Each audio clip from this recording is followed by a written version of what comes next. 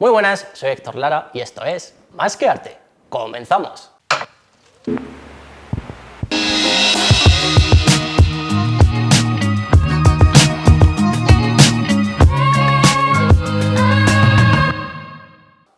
Bienvenidos una semana más a Más que Arte. Os recuerdo que podéis seguirnos en nuestras redes sociales, en Instagram TVO Televisión y en Facebook también, por supuesto. En mis redes sociales personales, Héctor Lara _art en Instagram y en Facebook, Héctor Lara Pino.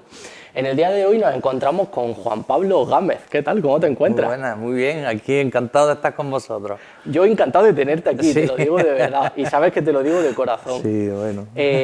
Para la gente que no te conoce, que el que sea de Linares estoy seguro que más o menos le sonará la cara de Juan Pablo. ¿Quién eres y a qué te dedicas? Bueno, soy cocinero y me dedico a cocinar. Ahora mismo tengo un restaurante y una taberna y pues nada, luchando día a día por tener algo que vaya bien y que el cliente que nos visita, pues bueno, que se quede contento y salga feliz, ¿no? Me encanta la definición, soy cocinero y me dedico a cocinar. Cocinar es así de sencillo. No soy chef ni no sé qué, no, cocinero y cocinamos. Muy bien. Para la gente que nos está viendo en casa, se preguntará quizá a estas alturas de la entrevista, nada más comenzar, bueno, y que, más que arte, ¿por qué tenemos aquí un cocinero? Pues precisamente el nombre del programa ya lo indica, más que arte. Y es que yo considero a los cocineros, y te lo digo de verdad, no porque estés aquí ni porque estemos en el programa, artistas, parte del gremio, porque creo que tenéis otro método de expresión que escapa de lo convencional, como la pintura, el dibujo o la escultura, y creo que por medio de lo culinario se pueden expresar muchos conceptos, y es por lo que hoy quería que tú estuvieras aquí, ¿vale? Para hablar de esos conceptos y al mismo tiempo para culturizar a la gente, ¿vale? Cuando hemos tenido a otros invitados, hemos intentado siempre como desmentir esos catetismos, vamos a llamarlo así, que suelen surgir. Por ejemplo, tuvimos hace poco a una chica que se dedicaba al mundo de la moda. Y bueno, pues hablamos del típico comentario que suele haber de grandes desfiles de moda, donde se dice, ¿eso quién se lo va a poner? Eso es una mierda, eso no lo compra nadie, ¿vale? Pues estoy seguro que en algún momento de tu vida habrás escuchado sobre la alta cocina, allí vas a pagar mucho y a comer poco, ¿vale? Siempre. Pues esa va a ser una de las últimas preguntas para este programa, pero antes, para la gente que no te conoce, pues quiero que te conozcan un poquito más. ¿Cómo conoces el mundo de la cocina? ¿Cómo te adentras en ello? Empecé un poco en la hostelería, mis hermanos tenían una cafetería en el paseo, luego tuvieron un bar de tapas también y empecé un poco y con ellos, pues ahí los fines de semana, trabajar poniendo café, luego poniendo música también en la cafetería y tal, y fui metiéndome desde pues, con 15 y 16 años. O sea, con 15 años ya estabas metido en una cafetería. Sí, iba los fines de semana y ponía música, ponía café, echaba una manilla así. Y luego empecé ya ahí los fines de semana a Catering Benidorm con mis amigos los hermanos Villén. Y bajábamos allí, ponía música en principio también, en las bodas, lo típico, ¿no? Y o sea, que tienes un pasado de DJ. Bueno, no. Cambia discos, que es diferente. Eso, el DJ es un arte. Yo cambiaba discos. Ponía la canción de moda del momento y poco más. Así que... ¿Se ligaba como cambia discos? Ya no te digo como nada, DJ. Nada, yo muy poco. ¿Seguro? Seguro. Te estás viendo Estamos el modesto, siempre no me lo creo. en un rinconcillo de la zona de baile de las bodas, ahí quitado del medio y poquito más. De vez en cuando había que poner paquitos chocolateros, así que imagínate. Que esa siempre triunfa. Esa llega un momento de locura. Bueno, pues empecé así y poco a poco, pues uno de los hermanos estudió hostelería en Marbella. Y ahí fue un poco que me picó más la curiosidad de dedicarme un poco a eso y formarme en la hostelería. Justo en ese momento abrían la Escuela de Hostelería de La Laguna, llevaba un año funcionando y decidí solicitar mi plaza allí y me cogieron y ahí participé. Vamos, estuve 2 años y la verdad que muy contento. Para mí me cambió la vida, me cambió mi futuro al final. Y es mi pasión también. Te voy a hacer 2 preguntas. ¿Qué fue lo que más te chocó al meterte en la escuela de cocina? ¿Y qué aprendizaje básico y fundamental crees que te dejó para ser el Juan Pablo de hoy en día? Bueno, la base de todo es el compromiso, ¿no? Y el amor por el trabajo y sobre todo el saber qué es lo que estás realizando en cada momento. En la escuela de hostelería te dan la base de todo, ¿no? Empiezas desde los ingredientes más básicos como unas lentejas, pero hay que saberlas hacer ricas. Y a partir de ahí ellos te dan esa base. Empiezas a conocer cocineros pues, de estrellas Michelin, empiezas a conocer libros de cocina, documentales, muchas cosas que hasta ese momento yo no tenía ni idea. A mí me gustaba mucho cómo cocinaba mi madre, me gustaba mucho ir a los restaurantes, las tapas, todo eso, pero una vez que llegas a la escuela de hostelería y vas con compañeros que ya llevan un año más, en el segundo año, vas oyendo cosas, vas viendo y vas picándote esa curiosidad y vas informándote, sobre todo en ese momento con internet poco, porque te hablo del año 2000 o así, y por lo menos en mi caso. Y entonces crear con libros, leer muchos libros y documentarte y ver cosillas. Luego nos daban la oportunidad de irnos de práctica a restaurantes muy buenos, de cualquier punto de España, y eso pues te abría la mente, ya conocías la realidad en el trabajo de cómo iba a ser el futuro. Sí, es verdad que yo desde que empecé en la escuela de hostelería pues trabajé pues aquí con Fermín, que tiene ahora Los Candiles. En ese momento, y Pilar, que es su mujer, en ese momento tenían ellos la Garza, el restaurante La Garza, y bajaba allí los fines de semana también. Ya había dejado la boda y el Paquito chocolatero. Ya estaba un poco más centrado en la cocina y en seguir aprendiendo. Ahí era un paquete que llegaba, bueno, ya ayudaba a poner 4 ensaladas y 4 cosas más y ya está, tampoco se pedía más. Pero bueno, así se empieza, hay que empezar desde los más bajos y siempre creo que con humildad y con ganas de aprender. En esos 2 años de formación, ¿recuerdas algún día que tú digas, ¡fuah, aquí metí la pata, pero bien metida! La lié parda. No sé, seguramente muchas cosas porque en ese momento en la escuela, no sé si estábamos 50 o 60 alumnos, había que hacer la comida diaria y había días que no se podía comer, que las cosas eran aguadas, estaban sosas. Sobre todo, cuando metía mucho la pata era sobre todo a la hora de limpiar pescado, que iba a filetear un pescado y te dejaba medio lomo de un pescado, lo harto de la espina, y decía, madre mía, de aquí nos sacamos ahora para comer todo lo que tenemos que comer.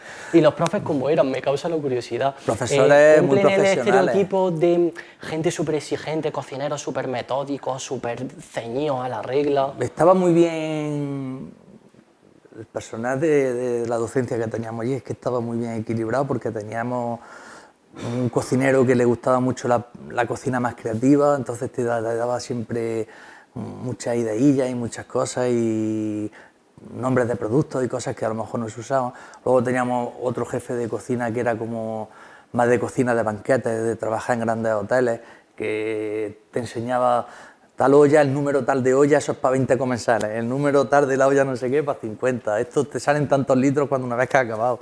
Y era una máquina para trabajar y sobre todo en enseñarte a hacer grandes cantidades para eventos. Y la organización que tenía ese hombre era espectacular a la hora de llevar todo registrado, todo bien anotado. Era alucinante que sigue ahora mismo en la escuela, que uno de ellos ya se ha jubilado, otro sigue. Y bueno, van entrando otros nuevos que yo tengo mucha amistad todavía con ellos, de vez en cuando voy a algún evento allí y conozco a muchos de los nuevos profesores que hay y la escuela sigue siendo una maravilla. A mí me da mucha ilusión cada vez que me llaman para algo o cada vez que tengo que bajar ya algo, me da mucho recuerdo y sobre todo eso. Me pilló en una época con, pues no sé si 18 años o así y es que estás estudiando a la vez que trabajando, no tienes tampoco esa responsabilidad de un trabajo, entonces conoces mucha gente, éramos 20 y tantos compañeros en mi clase, más otros 20 y tantos de sala, más los de segundo año que ya otros 40 y entonces al final estábamos muy metidos todos en un equipo de trabajo, tantas personas que había muy buen ambiente y se veían cosas y luego bueno, éramos estudiantes también, entre comillas, ¿sabes? Había alguna ya sabes que lo que hay de ¿no? estudiantes, claro. Venga, pues, ¿alguna anécdota rocambolesca que hayas vivido? Bueno, no sé. Como estudiante de escuela de cocina. Nada, verdad, es que cada uno es un mundo. Teníamos un compañero que era alucinante. Llevábamos los carritos de estos para sacar los buffets, que nos montábamos un buffet para nosotros. Y teníamos un compañero que era muy gracioso, grande, muy grande. Y hacía así, cuando pillaba que estabas parado en una esquinilla, hacía así, se agachaba la cabeza al carro y hacía así con los planes. Se comía 4 o 5 planes de golpe, ¿sabes? Era, tío, que nos va a dejar sin buffet. Engullidos totalmente. Engullido. Pero bien, muy bien, la escuela es una maravilla. Yo, todo el que tenga un poco de interés por la gastronomía, que no sepa un poco a qué dedicarse y que tenga, yo lo recomiendo, un trabajo muy bonito, sacrificado, muy sacrificado por los horarios y por los días, pero es muy gratificante. Sé que estuvo un tiempo cerrado, a día de hoy sigue funcionando sin problema. Sí, hubo ahí una historia con pertenecía a trabajo, y luego lo cogió empleo a la hora de la gestión y de la escuela. Entonces, en esos años que hicieron ese tránsito, estuvieron parados sin alumnos. Los profesores seguían allí, tenían que ir de vez en cuando, pero no había alumnos. Entonces, no sé, pero eso ya se acabó, ya lo han hecho oficial, los títulos que se dan ya son títulos oficiales. Que, por ejemplo, cuando yo estaba, los títulos nuestros son títulos formativos, pero sobre todo son como horas, no son no un título legal para nada. Experiencia y sobre todo eso, porque era sobre todo como por trabajo. Tú tienes experiencia que te lleva a cualquier restaurante y sabías defenderte. Me surge la curiosidad, ¿hay un trabajo final de grado o final de curso? Había que hacer un proyecto que era de montar tu propio restaurante, tenías que pedir licencias, bueno, eso todavía se hace. Tienes que desarrollar tu carta, tus proveedores, tu escandallo, tus registros sanitarios, todas las licencias de ayuntamientos y el tipo de inversión, todo eso se estudia en la escuela, porque en la escuela, aparte de hostelería, no es solo cocina, se estudian idiomas como francés e inglés, y se estudiaba pues temas de gestión empresarial, que al final, bueno, yo al final soy propietario de mi restaurante y me viene bien. Y luego a la hora de gestionar la cocina, cualquiera que sea un jefe de cocina, al hacer un escandallo de un plato es la base principal. Hay que saber lo que vale para saber lo que lo tienes que vender. Si no, puede ser o que hayas hecho muy a la alta y bueno, pero si lo haces muy a la baja estás perdido. Porque a la hora luego tienes que compensar impuestos, pagos, muchas cosas que tienen que salir de ese plato.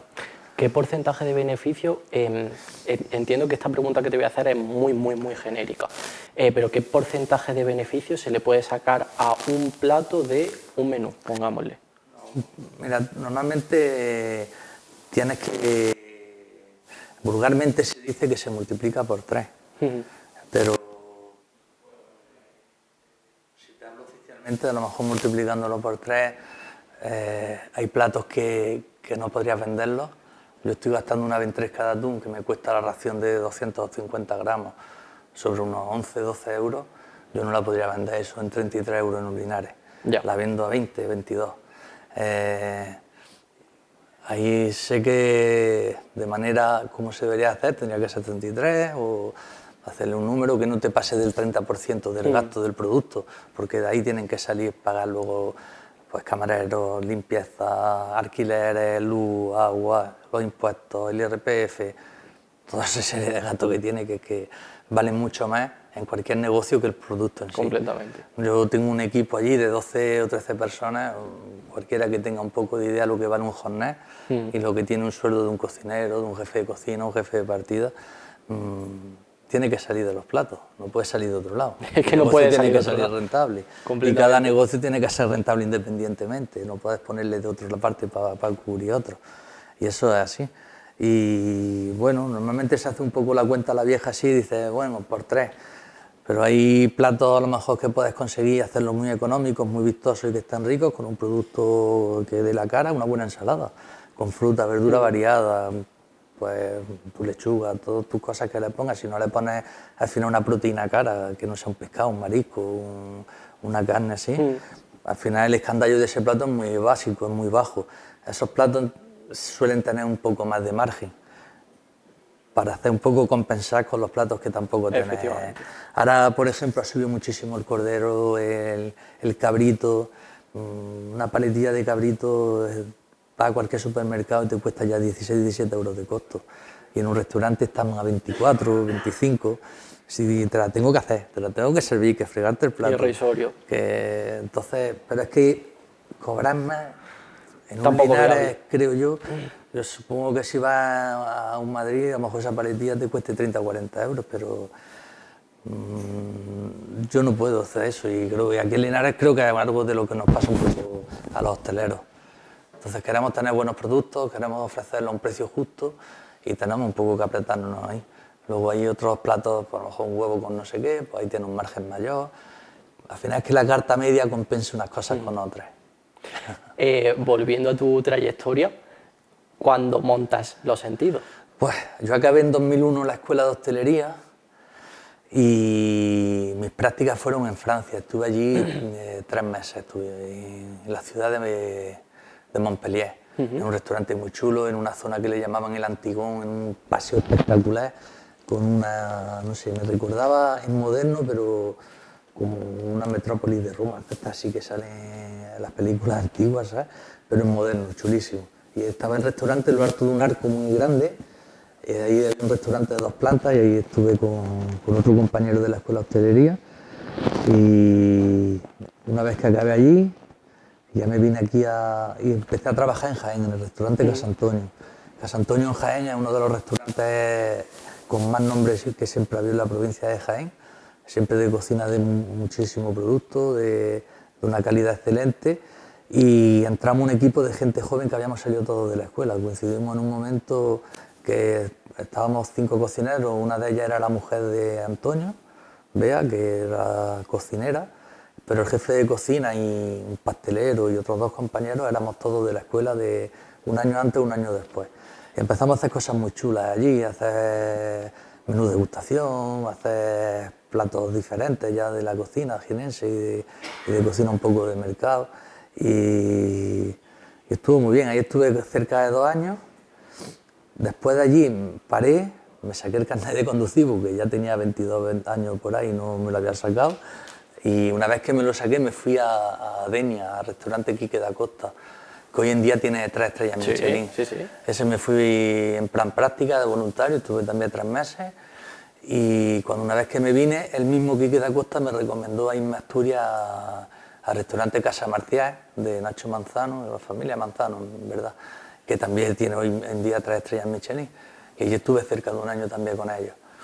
Una de las bajadas que hice a visitar a la familia, pues me ofrecieron la casa del restaurante como eran también de la familia los propietarios y para montar restaurante, que si te parece chulo para un proyecto, y la verdad que me encantó y decidí bajarme ya y te liaste la manta a la cabeza, sí, y para adelante. Y para adelante. Pensábamos que íbamos a montarlo antes, que íbamos a tener menos jaleo, pero al final las casas antiguas tienen muchas cosas que van saliendo, y va a tocar en un lado y sale de otro. Y se nos retrasó un año, año y medio la apertura. Pero bueno, ahí estoy, lo abrí en diciembre de 2005 y este diciembre hago 20 años, ya ni más ni menos, 20 años. ¿Piensas celebrarlo de alguna manera? Es que me falta tiempo, ya no sé ni qué voy a hacer. Pero es que ya lo estoy planificando, digo, algo tengo que hacer, aunque sea un poco antes de diciembre, antes de la fecha, hacer algo, aunque sea un menú con platos de esos 20 años. O porque también me encuentro un poco entre la espada y la pared. Si haces una fiesta para celebrarlo, invitarlo con tus clientes, me quedaría con muchos fuera y me quedaría con otros que no podría llamar por espacio y por el paso del tiempo, que vas perdiendo un poco de contacto y todos se lo merecen, ¿no? Todo el que ha participado o ha pasado alguna vez por el restaurante deberían estar. Entonces yo creo que durante un mes haremos un menú con esos platos de esos 20 años que a mí más me gustan o que más repercusión han tenido y que el que quiera que vaya lo disfrute. Y es un poco homenaje a nosotros. Te voy a hacer una pregunta muy difícil. De todos estos 20 años que has estado con el restaurante, ¿con qué plato te quedarías que ha estado en carta? Bueno, ahí yo tengo 4 o 5 platos que no cambian nunca. Para mí el que más me gusta, que lo sigo manteniendo, pero del mismo modo que se creó ese plato, o que hice, se creó, me parece un poco que lo hice o que se pensó, una pipirrana de trucha de cazón que hago, que al final lo que hago a mí cuando como una pipirrana, lo que más me gustaba era el mojeteo con el pan, sí, de lo que te queda al final cuando te has comido ya todo el tomate y todo, esa salsa, ¿no? Ese aliño, con el tomate, con el agua que sueltan los vegetales como la cebolla, el pimiento verde, el rojo, si le echas atún, el aceitillo del atún, todo eso que queda al final del bol, eso es lo que más me gusta, ese mojeteo para hacerte tus barquillos, ¿no? Y comer. Pues fue un poco sacado de ese concepto. Hacemos una pipirrana, la dejamos macerar, la colgamos en un trapo, la dejamos colgar en la cámara frigorífica y va cayendo gota a gota, y el agua de vegetación de todos los ingredientes, del tomate, la cebolla, el pimiento, el comino, el vinagre, aceite de oliva, y lo dejamos cayendo, y cae un agua transparente. El agua de vegetación se filtra, el color del tomate, todo eso no pasa. Y ese agua le añadimos un poquito de gelatina sin calentarla demasiado para que no pierda el sabor a la frescura que tiene, y la terminamos de aliñar. Y luego compramos una trucha de cazorla de Aguas Mulas, de un productor que hay allí que tiene una piscifactoría. Son casi ecológicas porque se alimentan de un pienso natural, no es ecológico, no lo tiene certificado, pero es un pienso muy natural. Y luego son unas truchas que están en el agua, en un nacimiento casi, se alimentan del nacimiento, de agua corriente. No es una piscifactoría de agua estancada que va entrando y filtrándose el agua, es el agua del río que va corriendo. Y nos sirve unas truchas de 4 o 5 kilos que son espectaculares, parecen salmones, pero además tersas, grasas, que cuando las marinamos un poco parecen daditos de gelatina naranja, ¿sabes? Sí. A mí me encanta y es espectacular. Y eso está ahí en la Sierra de Cazorla, que es un producto de aquí, no es el autóctono, porque la trucha autóctona nuestra es blanca y apenas hay muy poca, la salvaje, pero es la trucha arcoíris, que es la que se cría ahora, y hay mucha también, y es la que producen, porque es la típica trucha que se sirve en los supermercados o que venden por ahí, una trucha salmonada, que se suele decir. Y ya está, lo terminamos con un poco de huevas de trucha también, un poco más de cebolla, pero la encurtimos con limón o con vinagre, depende, y la picadilla de la pipirrana.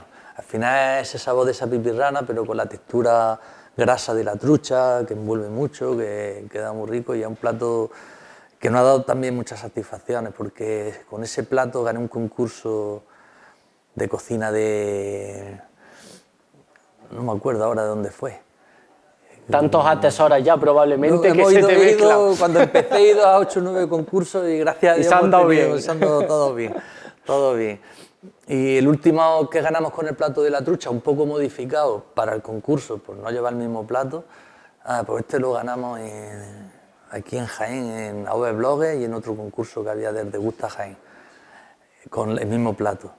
Y luego para el premio de cocina con aceite de oliva, el premio internacional, presentó Lalo el plato, lo hicimos en el restaurante, Lalo fue a presentarlo, que Lalo es mi cocinero, allí, mi segunda mano allí en el restaurante, como si fuese mi jefe de cocina para los demás, y le hicimos una pequeña versión con una emulsión de aguacate con aceite de oliva, porque tenía que tener mucha presencia el aceite de oliva, pero con ese jugo de pipirrana, con esa cebolla. Fue una versión un poco diferente, pero con la misma esencia del plato, solo que potenciamos muchísimo para que se integrase todo con el aceite de oliva. Y también ganó.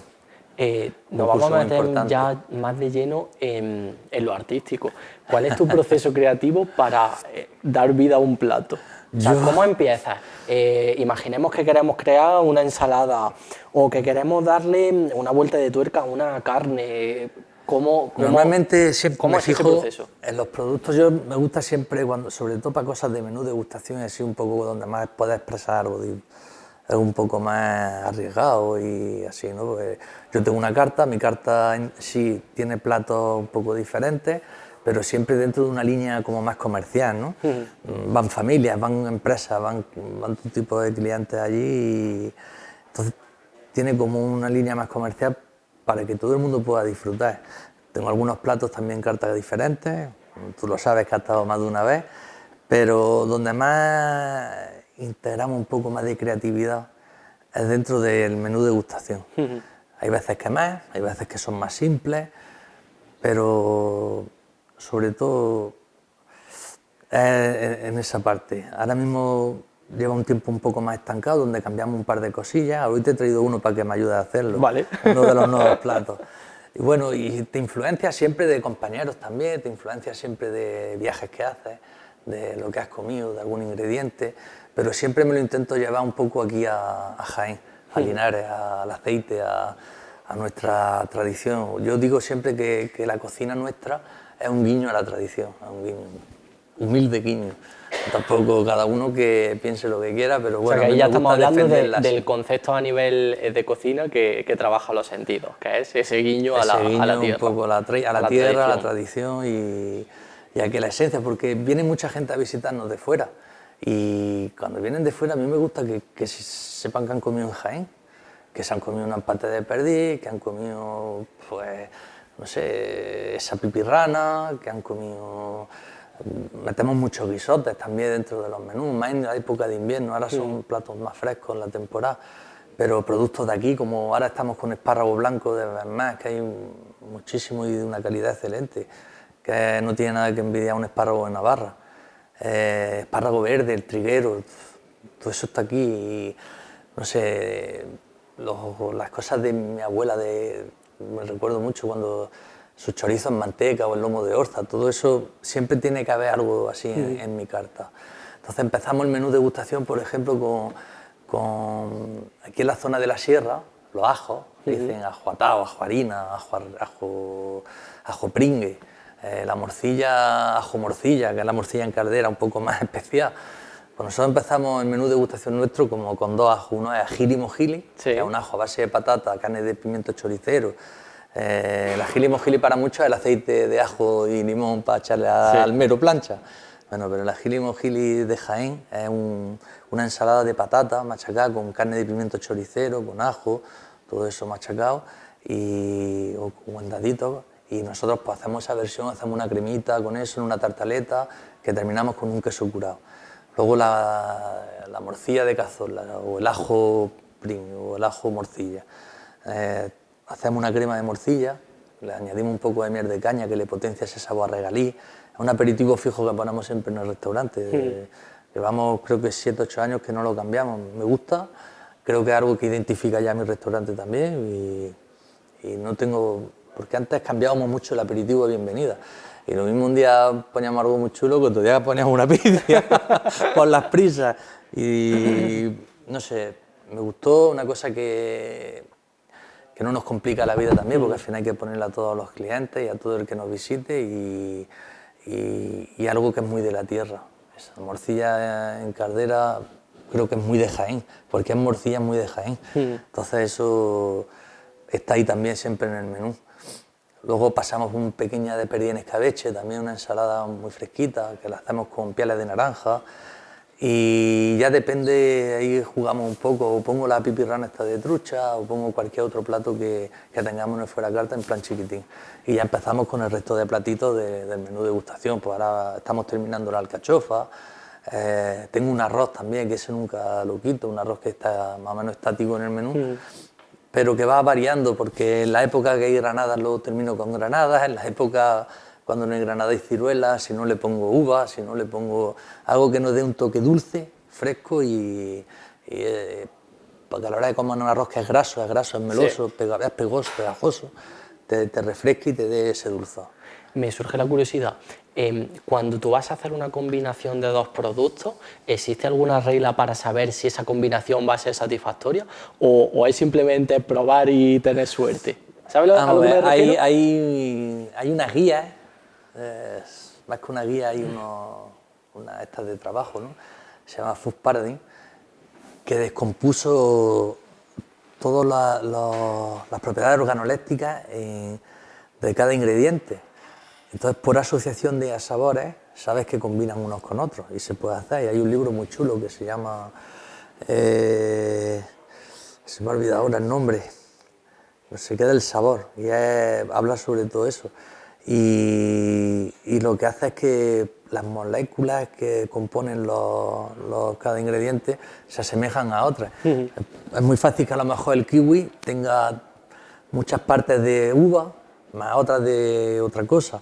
Entonces sabes que juntando esos ingredientes se van bien. Entonces para hacer una mezcla de platos por asociación de sabores, te puedes guiar por ahí.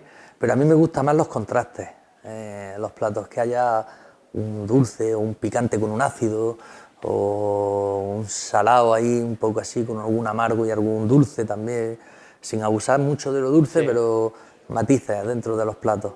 y creo que lo hace divertido. Y entonces siempre intento jugar un poco con eso. Las hierbas dan muchísimo juego, porque una albahaca fresca, te echas en la boca, es súper intensa, pero la combinas con un vinagre, con un gazpacho, con algo así, y hace una mezcla muy chula. Entonces, no sé, me gusta siempre ese juego de matices. Tú piensas en dos productos y eres capaz de imaginarte cuál es la combinación, eres capaz de saborearla sin tomarlo. Bueno, sí, ¿Sabes lo que te digo? pero luego lo lleva a la realidad Y muchas otra veces y cosa. dices, "Mamma mía". Por eso siempre hay que probar las cosas antes de hacerlas y de ponerlas a la venta o de ofrecérselas a algo. Entonces yo o algún compañero mío decidimos, vamos a probar este plato con esto, y si le ponemos esto, venga, lo hacemos, lo probamos.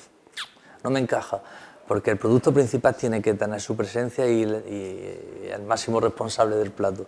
No puedes apagarlo con otro ingrediente, no puedes esconderlo. Entonces eso siempre lo tienes que tener presente, y hay veces que se nos va un poco la olla y queremos poner tantas cosas que cuando dices, ¿y dónde está ahora este chipirón? Que he comprado un chipirón de Málaga, de Anzuelo, de la leche, y lo he echado aquí con 4 cosas y no está aquí el sabor por ningún lado. Entonces hay que probarlo bien y hay que jugar un poco con las cantidades. Y eso, pues transmitírselo al equipo para que siempre lo haga igual. Pero bueno, ahí estamos. Esa es la lucha. Bueno, Juanpa, pues si te parece, nos vamos a ir un momento a publicidad y tras la vuelta vamos a preparar un plato, como bien has dicho, ¿no? Pues lo que tú digas, que tú eres el que manda. Bueno, ni aquí ni en mi casa. Esta es tu cocina. Muy bien, pues en unos minutitos volvemos. Hasta ahora.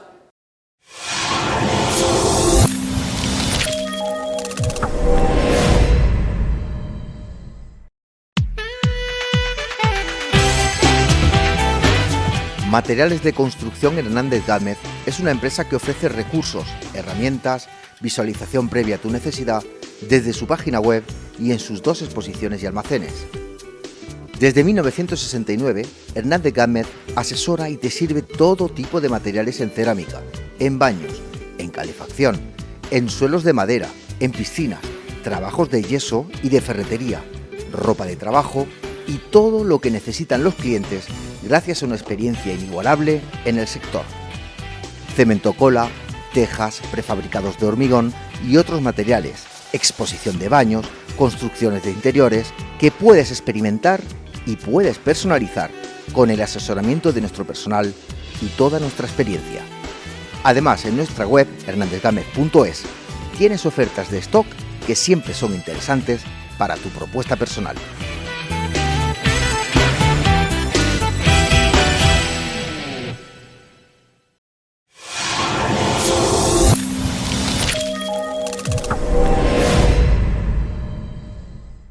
Pues ya estamos de vuelta tras esta pausa publicitaria, seguimos con Juan Pablo Gámez y cuéntame, ¿qué vamos a preparar? ¿Qué plato vamos a preparar? Pues vamos a hacer un plato lo que estamos poniendo ahora nuevo en el restaurante, en el menú de degustación, que es a partir de panceta, en este caso y en el restaurante con cigala, pero lo vamos a poner aquí una gamba blanca, Vale.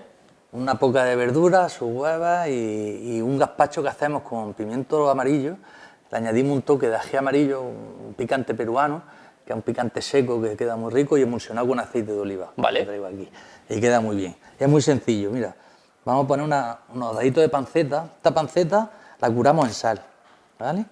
Una vez que está curada en sal, la ponemos en una bolsa de envasar vacío, con laurel, algunas especias más, un poco de ajo y tal, y la confitamos a 82 grados 12 horas al vapor, muy suave, muy suave, muy suave. Entonces queda que es mantequilla. No sé si se puede apreciar. Sí, se ve en plano. Es mantequilla súper jugosa. Ya ves. Literalmente mantequilla, Sí, ¿eh? nosotros allí lo que hacemos es un golpe de fritura muy fuerte, como si fuera un torrezno, pero un torrezno muy meloso en la boca. Queda espectacular. Aquí me vas a ayudar tú y vas a hacer otra cosa. Tú vas a coger soplete. Ahí te voy a preparar. Y la vas a tostar así un poquillo por los filos a cada una. Mientras, yo voy pelando las gambillas estas. Vale, para pelar una gamba bien pelada, ¿cómo hay que hacerlo, Juanpa? Mira, la gamba buena, mira cómo sale. ¡Buah! No necesita nada. Dale que coja color. Le doy con ganas, ¿no? Ahí, sí. Ahí estamos. Ahí, esa está perfecta. Esa está en su punto, ¿no? Esa sí. Esta creo que también. Va oliendo, parece morro. Estamos haciendo trabajar esto. No va a ser todo pintar. Escúchame, le estoy cogiendo el gustillo, Voy a ¿eh? limpiarme la mano un segundo. Venga. ¿Vale? Vale. Yo creo que con esto... Venga, vale. Yo no tengo ni idea de cocina, pero aparentemente tiene buena pinta. Dale ahí, sin miedo, ¿Sí? mira. Ahí. Tostadillo. Ahora, esa está perfecta. Vale, perfecto. He tenido que meter la mano al final. Mira, por otro lado, nuestra especie de gazpacho de pimiento amarillo. Ok. Que esto, bueno, no es simplemente un gazpacho, esto está escaldado, lleva una cocción luego de 10 minutos. Vale. Echamos bien de cantidad. Una carne y un pescado combinados en el Sí. mismo plato, ¿eh? Esto es, y además la gamba en cruda es como grasa también. Un marisco, mejor dicho. Sí, pero así en crudo la textura es como grasa, como manteca.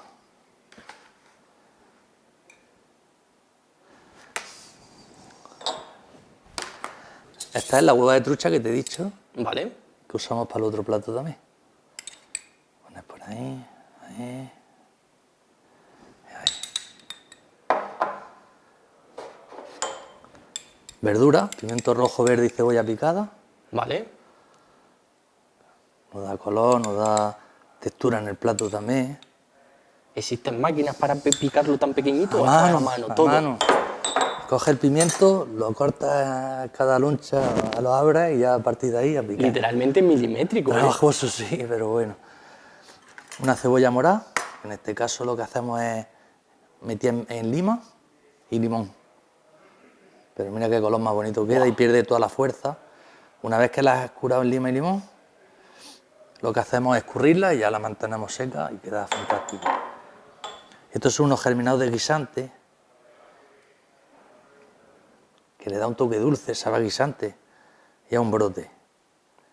Le da un toque dulce y es muy bonito.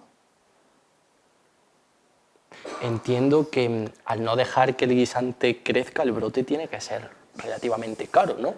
Bueno, pero está muy comercializado y si habla a lo mejor 5 o 6 euros una bandejilla, pues la mitad que esta. A lo mejor son 80 gramos, pero vienen muchos, ¿no? 80 gramos vienen muchos. Entonces, a la hora de un plato no tiene un coste excesivo. Bueno, le cogemos esto y esto. Y ya queda el último toque,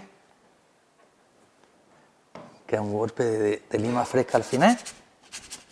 Un poquito de ralladura, ¿no? Ahí sí, sin miedo, porque le da un toque fantástico. ¿Eh? Buah, ya ves.